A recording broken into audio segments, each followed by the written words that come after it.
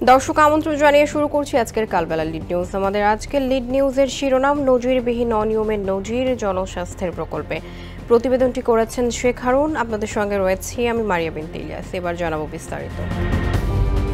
গ্রামীণ জনপদের নিরাপদ স্যানিটেশন সুবিধা বঞ্চিত হতদরিদ্র মানুষের জন্য টুইন পিট ল্যাট্রিন, পাবলিক টয়লেট ও হাত ধোয়ার স্টেশনে ব্যবহার করা হয়েছে নিম্নমানের সামগ্রী। এতে প্রকল্প বাস্তবায়নের মেয়াদ শেষের আগে বেশিরভাগ অবকাঠামো হয়ে পড়েছে ব্যবহার অনুপযোগী। বেশ কিছু আবার এরই মধ্যে নাম উঠিয়েছে পরিত্যক্তের তালিকায়। পানি সরবরাহের জন্য পাইপলাইন বসানো হয়েছে নকশা বহির্ভূতভাবে, ব্যবহার হয়েছে নিম্নমানের উপকরণ। এছাড়া জলাশয় ভরাট করে পাইপলাইন স্থাপন করা হলেও নেওয়া হয়নি পরিবেশন ছাড়পত্র।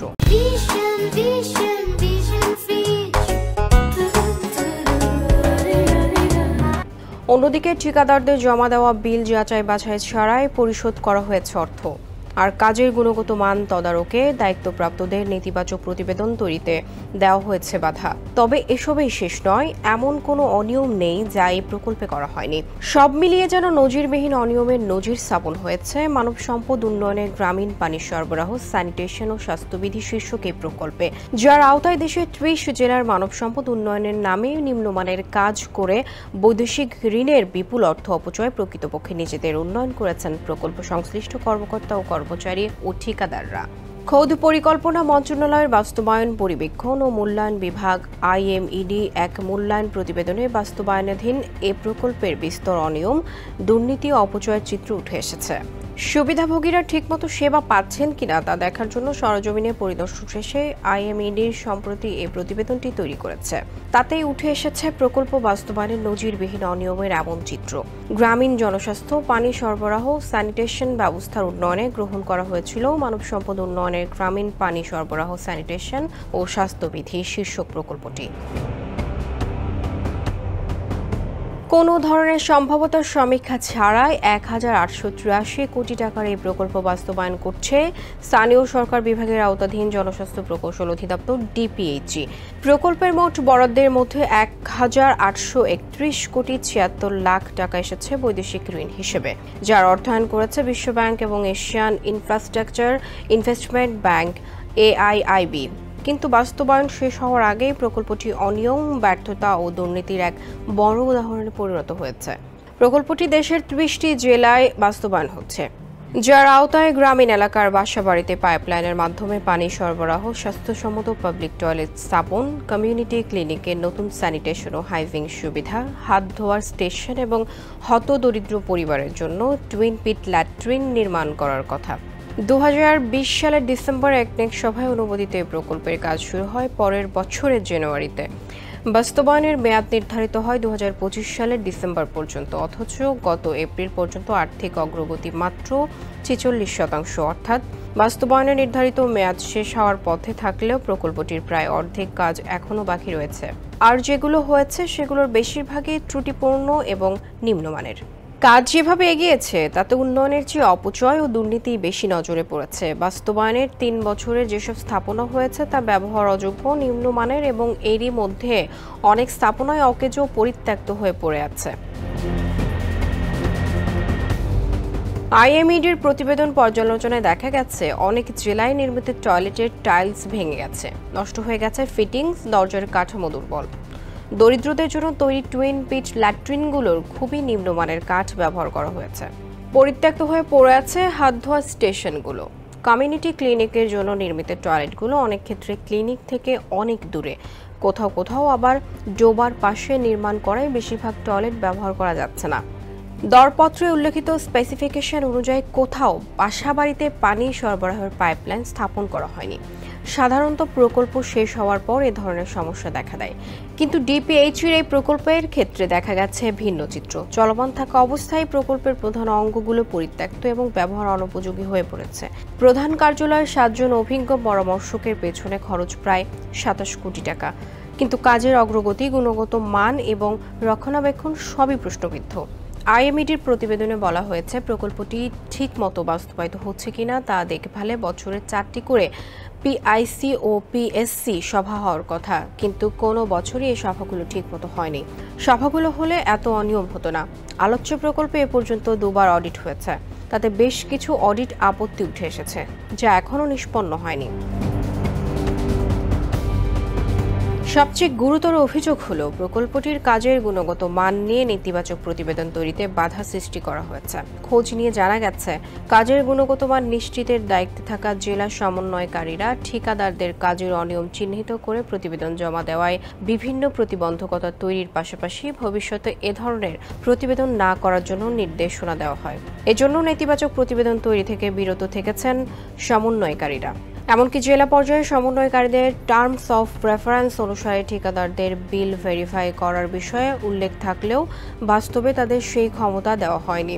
অনিয়ম ত্রুটির জন্য ঠিকাদারদের বিরুদ্ধে কোনো ধরনের শাস্তিমূলক ব্যবস্থাও নেওয়া হয়নি। জেলা সমন্বয়কারীদের যাচাই বাছাই ছাড়াই বিল পরিশোধ করা হয়েছে।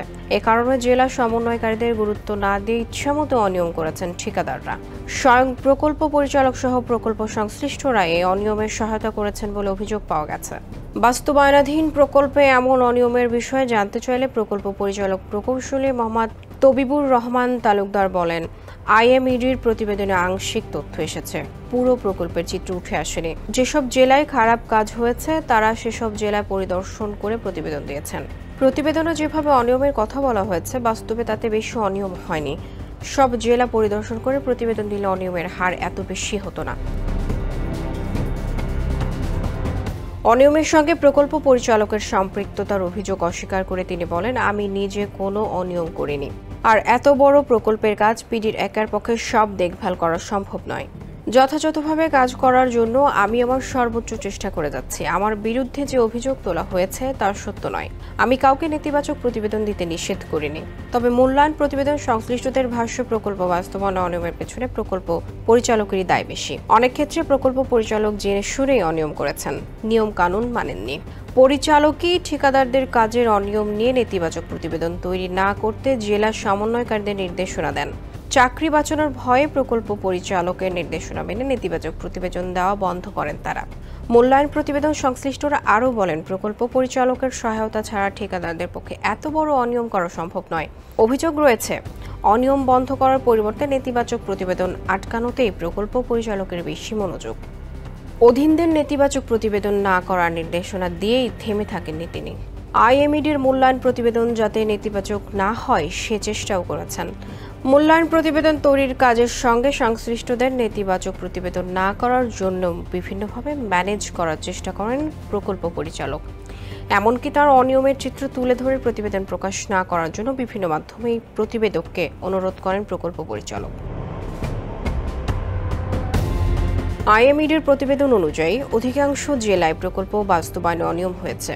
প্রতিবেদনে বেশ কয়েকটি জেলায় আইএমইডির সরেজমিনে পরিদর্শন পর্যবেক্ষণে বলা হয়েছে, কমিউনিটি ভিত্তিক ছোট পানির স্কিম ও পাবলিক টয়লেটের নির্মাণ কাজের গুণগত মান নিম্নমানের দেখা গেছে। ফলে বিভিন্ন জেলায় ছোট পানির স্কিমে ল্যান্ডিং স্টেশন ভেঙে গেছে। নিম্নমানের উপকরণ ব্যবহার করায় টয়লেটের মেঝে দেবে গেছে, ভেঙে গেছে টাইলস। অনেক পাবলিক টয়লেটে বিদ্যুৎ সংযোগ নেই, বেশিরভাগ ব্যবহার অনুপযোগী। প্রকল্পে নির্মিত টয়লেটগুলোকে প্রতিবন্ধী বান্ধব বলা হলেও বাস্তবে তার প্রতিফলন নেই। র্যাম্প বেশি উঁচু করে সাধারণ মানুষই সেখানে যেতে পারেন না। ভেতরে হাই কমোডের সঙ্গে একটি সাপোর্টিং দেওয়া হয়েছে, কিন্তু তাতেও রয়েছে ভিন্নতা। কোনো কোনো টয়লেটে আবার এটিও দেখা যায়নি। র্যাম্পের গোড়া ঠিকমতো তৈরি করা হয়নি। অন্যদিকে টয়লেটের সামনে একটি বিট দেওয়া হয়েছে এবং দরজাও ঠিকমতো তৈরি করা হয়নি। র্যাম্প অতিরিক্ত উঁচু হওয়ায় হুইল চেয়ার ব্যবহারকারীরা সেখানে উঠতেই পারেন না। দরজা ও প্রবেশপথ যথাযথ নয়, অথচ প্রতিটি টয়লেটের সামনে প্রতিবন্ধীদের প্রতীক দিয়ে বোঝানো হয়েছে এটি হুইল চেয়ার উপযোগী। মসজিদ ও মাদ্রাসা কমপ্লেক্সে নারীদের জন্য আলাদা টয়লেট তৈরি করা হলেও তা কখনো ব্যবহার হয়নি। কমিউনিটি ক্লিনিকের টয়লেটের নির্মাণ কাজ কোনো কোনো জেলায় এখনও চলমান। এর মধ্যে যে টয়লেটগুলো নির্মাণ করা হয়েছে সেগুলো ক্লিনিক থেকে অনেক দূরে এবং অনেক ক্ষেত্রে ডোবায় স্থাপন করা হয়েছে। কোনো কোনো ক্লিনিকের টয়লেট নির্মাণের পর থেকে এখন পর্যন্ত ব্যবহার করা হয়নি। দূরত্বের কারণে এগুলো ব্যবহার না হওয়ায় বন্ধ রাখা হয়। দরিদ্রদের জন্য নির্মিত টুইন পিট ল্যাট্রিনে খুবই নিম্নমানের কাঠ ব্যবহার করা হয়েছে। কোথাও কোথাও বাড়ি থেকে অনেক দূরে স্থাপন করা হয়েছে ল্যাট্রিন। জনসমাগম স্থল, স্কুল, কলেজ, মাদ্রাসায় হাত ধোয়া স্টেশনগুলো অকেজো অবস্থায় পড়ে আছে। শুধু এগুলো নয়, প্রকল্পের আওতায় বেশিরভাগ হাত ধোয়া স্টেশন পরিত্যক্ত অবস্থায় আছে। টাইলস ভেঙে গেছে, ফিটিংস নষ্ট হয়ে গেছে এবং যেগুলো ভালো আছে তাও ব্যবহার করা হয় না। শারীরিক প্রতিবন্ধী স্কুল শিক্ষার্থীদের জন্য হাত ধোয়া স্টেশন নির্মাণ করা হয়েছে, কিন্তু স্টেশন শারীরিক প্রতিবন্ধী বান্ধব না হয় ব্যবহার হচ্ছে না। এছাড়া কোনো স্টেশন খোলা জায়গায় স্থাপন করায় ফিটিংসগুলো চুরি বা নষ্ট হয়ে গেছে। প্রকল্পের গুরুত্বপূর্ণ অংশ ছিল বাড়িতে পাইপলাইনের মাধ্যমে পানি সরবরাহ, কিন্তু সেখানেও দেখা গেছে মারাত্মক ত্রুটি। স্পেসিফিকেশন অনুযায়ী মাটির 3 ফুট নিচে পাইপ বসানোর কথা থাকলেও বাস্তবে কোথাও মাটি থেকে মাত্র 3 ইঞ্চি, আবার কোথাও 6 বা 9 ইঞ্চি নিচে বসানো হয়েছে। অনেক জেলায় পাইপ বসাতে প্রয়োজনীয় বালু দেওয়া হয়নি, যেখানে দেওয়া হয়েছে সেখানেও 6 ইঞ্চির পরিবর্তে 1 থেকে 2 ইঞ্চি পুরুত্বে দেওয়া হয়েছে। ব্যবহৃত হয়েছে নিম্নমানের কয়েল পাইপ। অনেক জেলায় জলাশয় ও পুকুর ভরাট করে পাইপ বসানো হলে পরিবেশ অধিদপ্তর থেকে কোনো ছাড়পত্র নেওয়া হয়নি। সামগ্রিকভাবে মূল্যায়ন প্রতিবেদনের পর্যবেক্ষণে বলা হয়েছে, নিম্নমানের উপকরণ এবং রক্ষণাবেক্ষণ ও ব্যবস্থাপনার অভাবে ফিটিংসগুলো নষ্ট হয়ে যাচ্ছে। দ্রুত ব্যবস্থা না নিলে অল্প দিনের মধ্যেই এসব স্থাপনা নষ্ট হয়ে যাবে এবং সরকারি অর্থের অপচয় হবে। একই সঙ্গে নিম্নমানের উপকরণ এবং কাজে অনিয়ম করার সরকারের যে ক্ষতি হয়েছে তা ঠিকাদারদের থেকে আদায় করে সরকারি কোষাগারে জমা করার পদক্ষেপ নেওয়ার সুপারিশ করা হয়েছে। পাশাপাশি স্বচ্ছতা ও জবাবদিহির স্বার্থে জেলা সমন্বয়কারীদের দায়িত্ব পালনে প্রয়োজনীয় ব্যবস্থা গ্রহণেও পরামর্শ দেওয়া হয়েছে। দর্শক, কালবেলা লিড নিউজ আজ এ পর্যন্তই।